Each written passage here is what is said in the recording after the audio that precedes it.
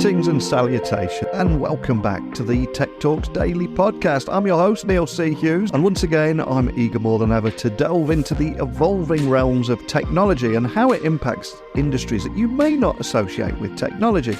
And today, I've got someone that's been making waves in the intersection of technology and the legal world.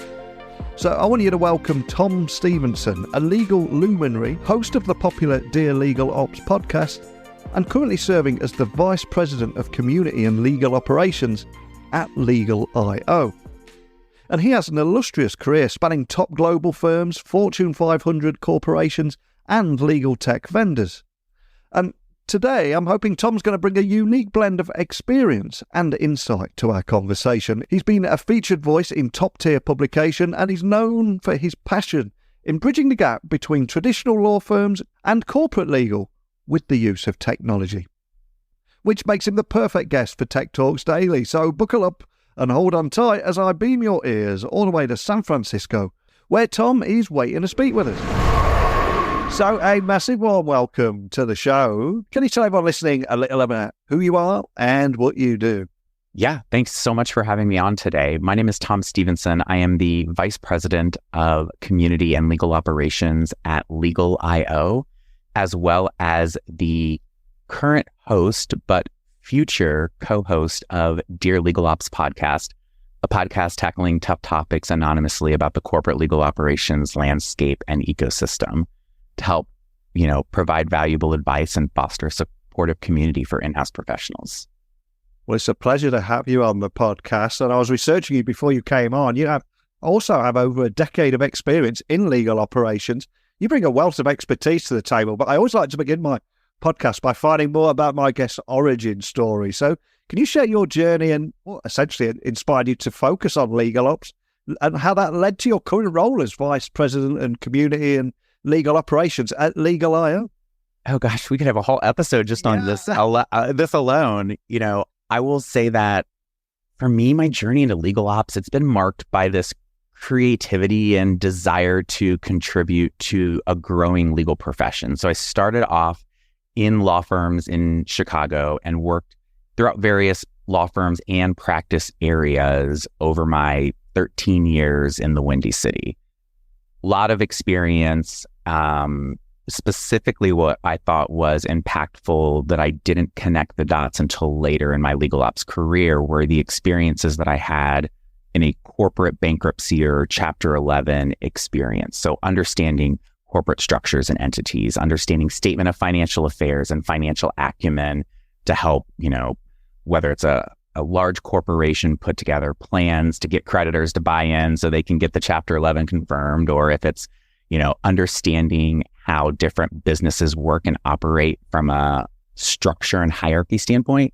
It gave me these skill sets that are transferable and really at the base of running legal like a business, which we can define, or say is the core goal of a corporate legal operations role. And so from taking all that experience in the law firm side, an opportunity at Teladoc Health emerged to run and head up their legal operations department during the pandemic. And since then, I've just been really focused on understanding the temperature of the corporate legal operations landscape, understanding how the profession can grow through community, and just seeing it really take off and the next generation of legal professionals finding their voice in a new profession. And I think that's really inspiring and something that I've been proud of over my journey. And you've been in this from the very beginning, because it wasn't too long ago that the legal profession was accused of being very, very slow to adapt to the digital transformation of just about everything. And I think now more than ever, embracing technology is a crucial aspect of corporate legal departments in today's digital age. It's what their clients are demanding too. So I'm curious, what are some of the key ways that technology is transforming the legal landscape, and how can legal professionals effectively leverage technology to better enhance their operations? Because I would imagine you've seen a lot of big changes throughout the years. Oh my goodness, so many changes over the years. And, it wasn't that long ago that we were having this debate about e-discovery, whether it is actually redacting documents by hand, the old, taking Sharpies and copying it and making sure that it didn't bleed through the old red wells. And there was this same buzz, this same apprehension, if you will, within the law firm landscape of, ooh, should we adopt technology? And we're finding ourselves at the precipice of standing at the intersection of technology and trust in the legal profession. For me, it's really been about understanding over time and continuing to remind my business stakeholders or to remind the larger in-house legal community at large that technology is not about, let's use a car reference here, right? Like the actual reference here is you're not going to a dealership to purchase a vehicle. You're going to use it, understand it. It serves a need, and that need has to be coupled with an enhancement and process automation and documentation. So just like opening up the manual of driving maybe your first electric car, there's going to be some studying, there's going to be some understanding how to operate the vehicle. And it's imperative within the legal technology realm that we're not just saying, okay, we want a CLM and we want to pay some outsourced person to handle it and have it taken care of, right? Like you have to have buy-in from your corporation. You have to have the education and you have to bring people along the journey. And for me, it's been understanding that that was a challenge back in the law firm days when we were trying to get a document management solution implemented all the way through today, and understanding how we could utilize or incorporate AI in our practices so we can make sure if you're focused on legal, that you're providing better legal services, or if you're focused on the operational aspect of running legal like a business, that you're utilizing it as well to help drive efficiency and increase profitability.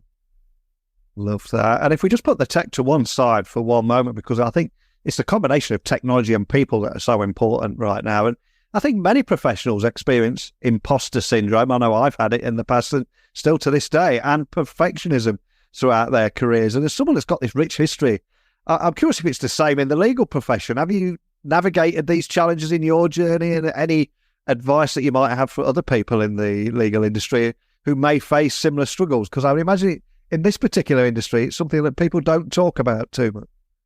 It is. People do not talk about it. And it's the concept of imposter syndrome may mean something different to individuals depending upon the challenges or the journey that they have taken to get into the seat that they're at today, or maybe even the seat that they would like to envision going forward. So throughout my career, I've faced imposter syndrome and perfectionism. My approach really has been, how do I embrace that uncomfortability? How do I tap into the strengths that I bring to the table and not necessarily focusing on areas that I can improve on?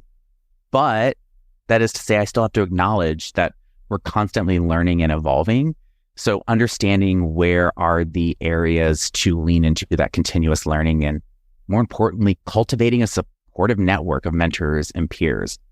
Hands down along this journey, the sense of community, the involvement with community, and the collaboration with community, it really has been a difference maker in me just addressing and understanding my own imposter syndrome. And on the Dear Legal Ops podcast, that was the very first subject of our first episode.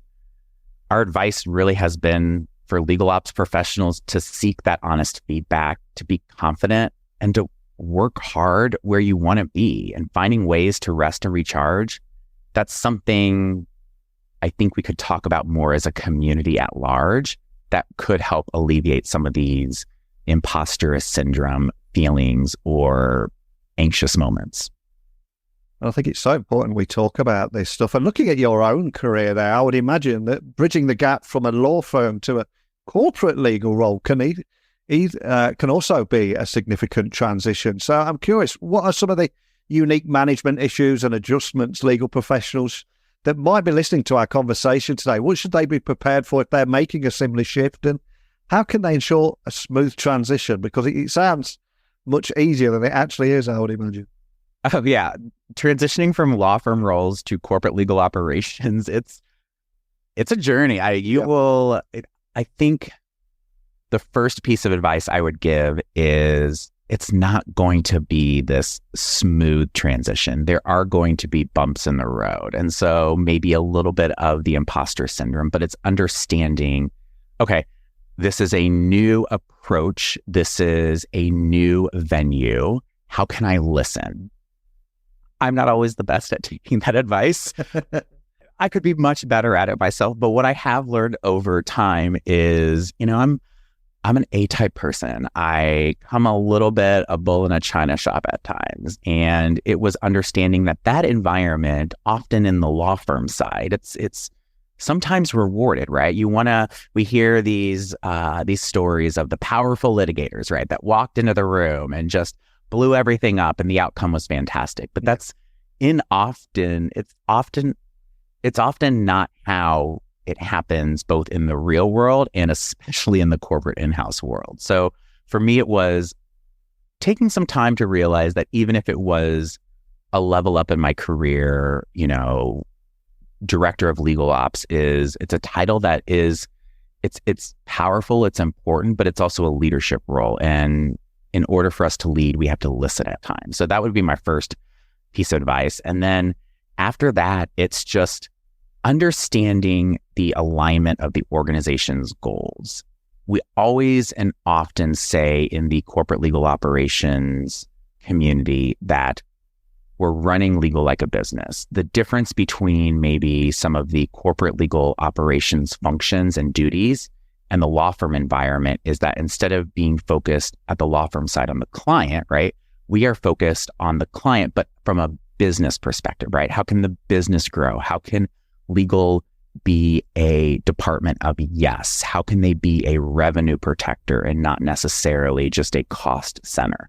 So once you understand the difference in alignment with organizational goals, it will help you prepare for making that shift and understanding that, not everyone communicates the same. Not everybody has the same focus or goal. So if you're working on a budget, in the corporate world, it's a lot easier to say, well, we need this service because we may get sued or risk mitigation. But you also have to think of it from the standpoint of the finance or FP&A side of, okay, if we say yes to this, we have to do that potentially for other departments as well. So I just think there's a lot of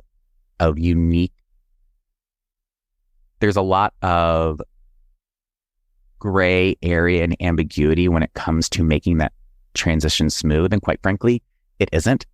But I think what helps overall is making sure that you have the resources, the community, and the opportunity to ask questions and to learn, because if you make that transition, it's well-deserved. So we want to see you succeed.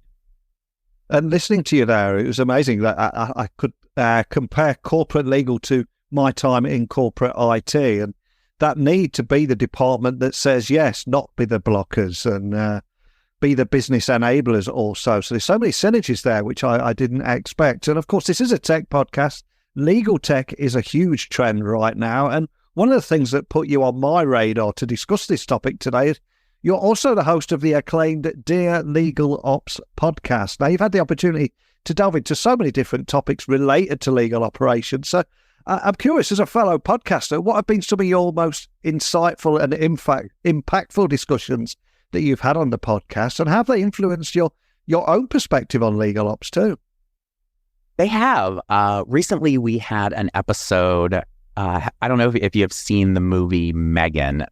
Movie is about this doll that comes to life through AI, and we had an expert in the in-house legal technology, expert in the e-discovery world, as a guest on our show. And one of the things that I'm trying to push the boundaries of and understand through the podcast is when it comes to the corporate legal operations landscape, and for those in the in-house profession, how are we actually using AI, right? Are we striking a balance where technology complements and not threatens the human element in the profession? And that for me was both a topic I'm personally passionate about, because I'm wanting to understand how are people putting together policies, how are they utilizing artificial intelligence and not just ChatGPT, to make better business decisions. And that was very fun just to understand what the technical aspects could be with a guest that has this subject matter expertise. So that was one episode I've been really excited about. And another one I think continues to be this ongoing theme of leadership in a legal profession and the utilization of technology to enhance your value proposition. So we've had a couple episodes that talk about, okay, what happens when you need to implement a technology or tool, right? Are you setting it up from success from the beginning? Are you making sure that it's not just about pressing the green button and letting it roll out, right? What are you doing to make sure that you're nursing it, that you're taking the car back in for an oil change? We really talk about that a lot. So there's just been so many great episodes on the use of technology and how it can help enhance our profession. And what's great about the podcast overall is when you look at the clock, core 12, there are 12 core competencies within the corporate legal operations profession. And a lot of those are rooted in technology, data analytics, knowledge management, contracts management, e-billing. All of these are rooted in technology. And it's honestly just a part of our day-to-day. And so it really excites me that on the podcast, we get to talk about the intersection of technology and the human element of how it's run. Incredibly cool. I love what you're doing there and that relationship you've developed with your audience there and people in the community from all around the world. And again, in your role as Vice President and Community and Legal Operations, I would imagine community building and relationship cultivation also play a significant role there. So for anybody listening in a similar position, how do you approach building successful communities within the legal talent and technology enterprise market? And what value is that bringing to the industry? What are you seeing there? Because I think at the moment there is a big focus on tech projects and teams, etc. And what business value do they bring? What's the ROI of this technology? So I'm curious what you're seeing around the value of doing that at the moment. Oh, my goodness. My current role at Legal.io, it really does unite we won't talk about a decade plus, legal career from paralegals in these law firms to now to corporate legal operations and formerly chief of staff roles.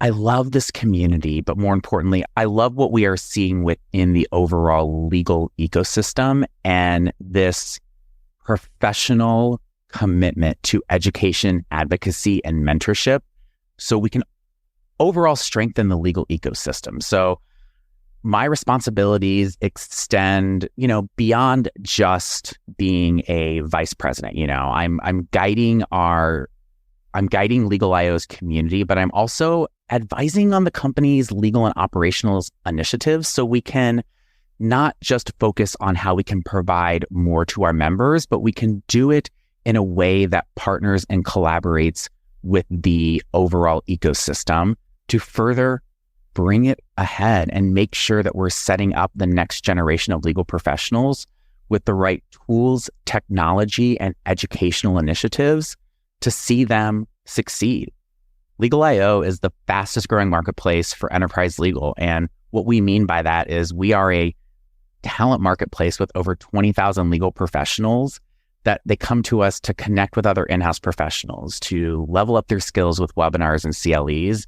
And they find jobs at some of the best in-house legal departments. And I get to be an advocate and a community builder and ultimately a connector of dots so that when we find out that there are issues within our community, whether it's how do you adopt AI in the technology landscape, or, how do you go through a lot of rifts and, layoffs, and what does that look like from a morale standpoint? And how do you deal with a shrinking budget? All of these are brought to us from our members. And it's my job as heading community to be able to listen, to understand, and put actionable intel and insights together to address them. And Legal.io is at the forefront of legal tech and talent solutions. And that's one of the reasons you appeared on my radar and I invited you on the podcast today. But to bring to life everything that we're talking about here, are there any success stories or examples of how Legal.io's platform has maybe driven a positive outcome for a legal professional or an organization? I understand you're probably locked down. You can't share too much or mention any names, but are there any stories you can share? Oh, absolutely. So what's interesting is, the US currently faces, I think it's like 60,000 plus open legal positions. And the task of filling these roles, it's crazy, right? The traditional process, you're plagued by either a limited talent pool or these time-consuming hiring procedures. There's just a lot of steps that are unnecessary and almost red tape. So Legal.io is really focused on stepping in to transform this issue and converting really what was once an inefficient and opaque system into a product and a solution where we're really focused on quality, speed, but more importantly, data transparency. So we have, over 20,000 legal professionals. So how are we assisting the legal profession when it comes to in-house? Well, first of all, we have a platform that serves between top legal professionals and some of our most forward-thinking companies. So Nextdoor, Zoom, Credit Karma, they've trusted us to connect them with the right legal talent for temporary and permanent roles. But beyond that, we have this talent platform and product that allows people to bring their profiles so that they can access resources and propel their careers forward. And I know I keep saying but we keep adding more. And we recently launched a salary tool that not just collects data about salary for in-house legal professional roles, but it allows us now to provide benchmarking reports to be able to help some of our clients put a budget together as they're preparing for the next year so they can have accurate data and real-time insights instead of just saying, I think that somebody is going to cost that. We're really utilizing data, and it's just the beginning. And before you came on the podcast today, I was doing a little research on you, and I was reading how you've been featured in so many reputable publications and podcasts, etc. And we were talking about imposter syndrome at the moment, and a lot of people will be listening and looking at you with full of admiration, thinking, I wish I could put myself out there, and maybe question what value it could offer their career. So I'm curious, as someone that's done this, you put yourself out there, you've overcome any imposter syndrome you may have had. How has sharing your expertise through these channels impacted your career, and what exciting projects or collaborations can we expect to see from you in the future as a result of that too? Well, first, I don't know if anyone actually, I don't think anyone overcomes imposter syndrome. Right? Yeah. I think you ultimately learn about your strengths, can embrace your weaknesses, and lead with maybe a more confident approach. And when I think about my overall journey and specifically focusing on imposter syndrome, maybe a little personal, story to share here without going too much into the weeds is, I during a time in which I was not necessarily fulfilled in my career and was looking for what was next, that's kind of how Dear Legal Ops got off the ground. I was looking for a way to just put on a different hat, right? And to be able to express my needs, to express what I'm interested in, and maybe paint with a different crayon that I haven't picked up before. But also personally, I was moving out to California and,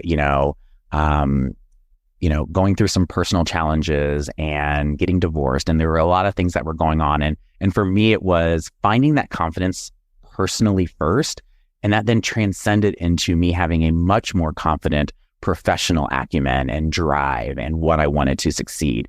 And so through that journey, it was really just finding the right community, finding the right mentors, finding the right connections, and listening and learning, and then applying it with my own unique voice. And going forward, I'm just going to continue to do that. One of the things that I'm excited to share today, we have a new co-host of Dear Legal Ops coming on board, and we're actually recording our episode later today. So this gets to be my podcasting day, which is always some of my favorite days of work. And it's really not work. It's the best way to expressively, share your insights and get you in that ultra creative mood. So that's one future project that I'm really excited about. Another one is I recently wrote a textbook chapter for Colin Levy. He has released a textbook called The Handbook of LegalTech. And I wrote a chapter on corporate legal operations. So really going to be getting out there and working with educational institutions and certifications and associations on understanding how we can move the needle when it comes to more transparency and more options available for educating those looking to get into the corporate legal operations landscape. And then, honestly, it's just really continuing to go on this road tour with Legal.io to continue to build our community, to showcase some of the products and new solutions that we're rolling out through a cross-country tour. And we've already hit up 10 cities and we have another 25 cities that are in the pipeline, and really just trying to expand our footprint to let people know about the options that are available for legal professionals, whether they're looking to find their next great role, whether they're looking to hire great talent, or whether they're just looking for a community to level up their skills.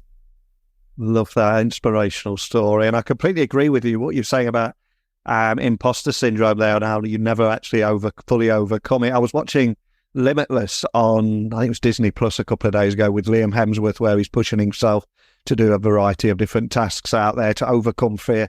And even he was saying that he always thinks if he says no to this project, if this film fails, he will lose it all. And that imposter syndrome there, I'm thinking, man, if you look like Liam and have got millions in the bank and you still have imposter syndrome, what hope is there for everybody else? But it is something that we all have to overcome. And you're incredibly successful now, but I'd love to take you back in time for a moment, because none of us are able to achieve any amount of success without a little help along the way. And very often there'll be a particular person that maybe saw something in us, maybe invested a little time, a little conversation, a whisper in our ear.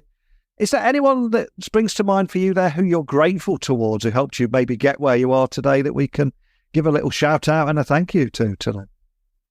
Yeah, there are so many people. In fact, I could probably just do a whole episode of all of the individuals who have helped me along the way, because at the end of the day, it's really about lifting each other up, about realizing that we're part of something larger than ourselves. And there have been a couple individuals who I'd like to name who have created, a space where I felt valued, heard, and empowered.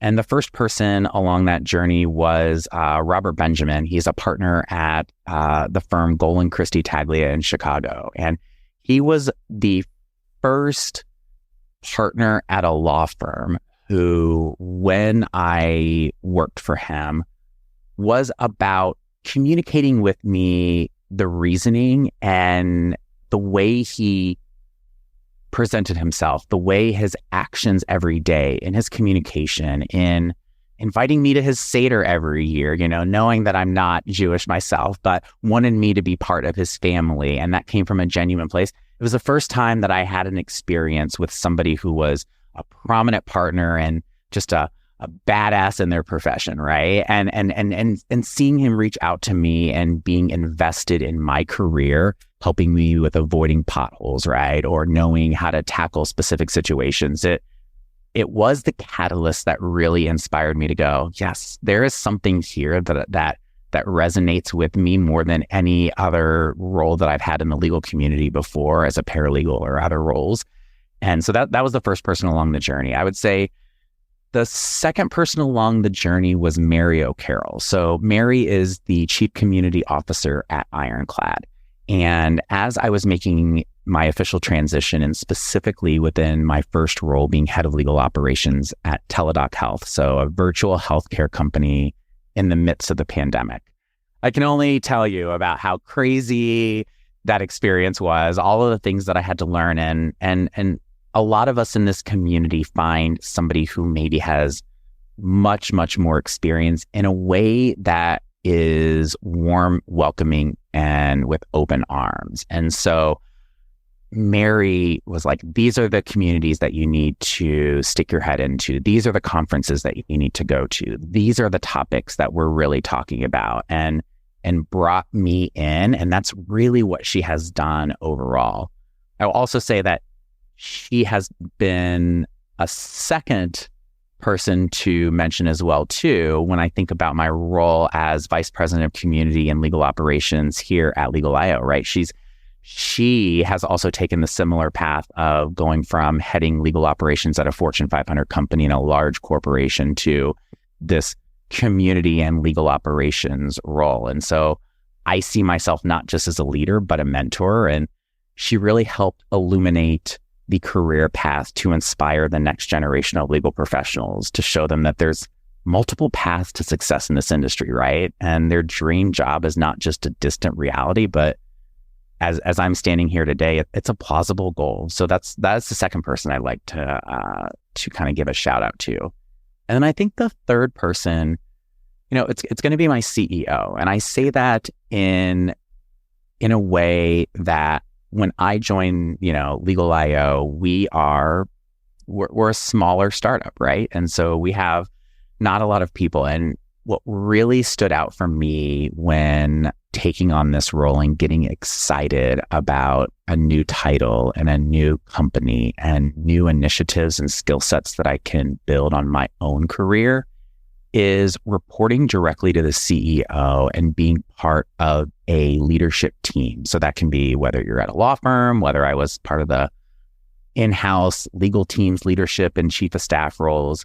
I'm doing it now, reporting directly to a CEO of a startup company who is every day pushing me and making me think in a different way, in a different cap that, sometime in our career, we think, what else can we do to learn more, right? Or how can we learn new skills? Or how can we stay fresh and up to date on everything? And he's really just opened my eyes to more business and leadership and strategic initiatives. One thing he told me early on when I started was, he asked me the question, when I was wanting to do something or start a new initiative, he kept reminding me, is that in your center of excellence? And it hit me like a ton of bricks, right? It made me think, okay, I am a leader in this company. How am I pushing myself to be both innovative and quick on my feet so that we can make sure that we're moving the needle, but also really thinking about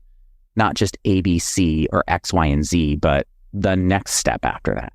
And so, he's just been an incredible imprint and something that makes me very excited to wake up every day and be Vice President of Community and Legal Operations at Legal.io. And I think that's an inspiring moment to end on. And I think one of the reasons that I asked that question is I don't think a lot of people, including the three people you mentioned today, are probably blissfully unaware on the impact that they've had on you, on your career, and how they push you and help you achieve so much more. So it's so important to share these stories. And I think the community feel and in supporting each other. And you also mentioned the line there, I'm a mentor as well as a leader, all incredibly important. So I loved having you on here today. But for anyone listening, wanting to find out more information about you, the work that you're doing, your podcast, there's so much going on there. Where would you like to point everyone listening to find out more? Yeah. So first and foremost, my name is Tom Stephenson. I'm the Vice President of Community and Legal Operations at Legal.io. And, the legal profession, it can often feel, daunting or isolating, particularly for those just starting off. So I want to invite those that are in the legal profession to check us out at legal.io. We're building a strong community and we're forming this collective intelligence and a pool of shared knowledge. So by leveraging that in our professional network, we are aiming to inspire the next generation of legal professionals to level up their skill sets and be champions for the in-house profession. Secondly, our podcast, Dear Legal Ops.